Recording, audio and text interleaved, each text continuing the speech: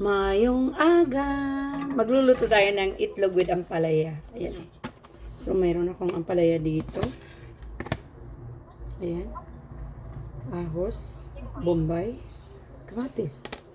And tatlong itlog. So, mayroon akong olive oil dito. Ito yung gagamitin ko.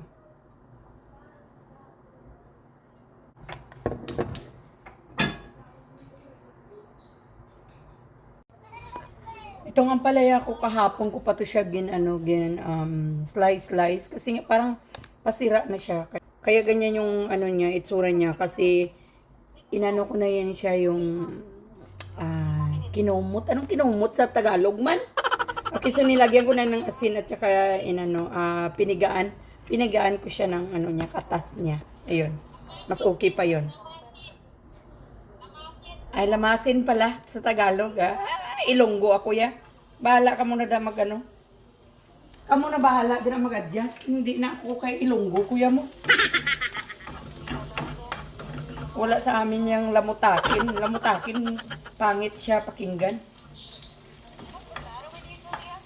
Okay, nilagay ko na yung ahos. At saka kamatis. Sunod na natin. Ayan, nilagay ko na rin yung ampalaya.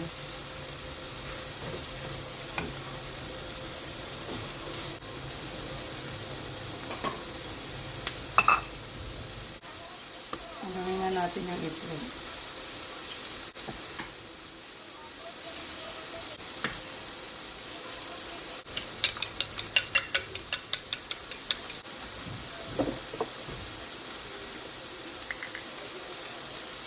Nilagay lang ako ng asin. Kunting asin lang kasi pinigaan ko na to siya sa sa asin eh.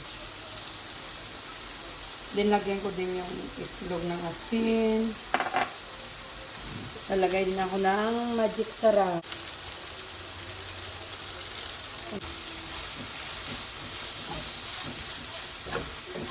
Pwede na yung ilagay ito.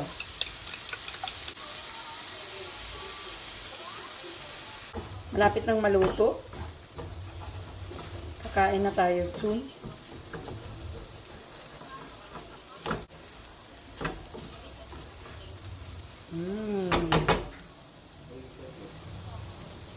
Ang palaya, sir,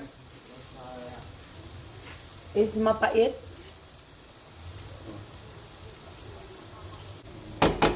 Ayan. Okay na to. Kain tayo.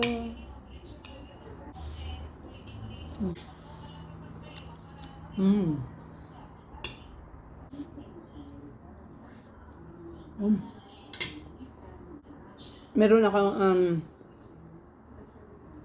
tawag nito, shrimp.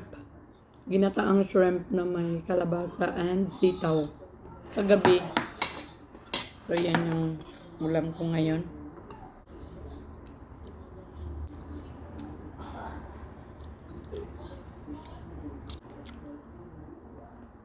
Yun ito eh. Sobrang sarap.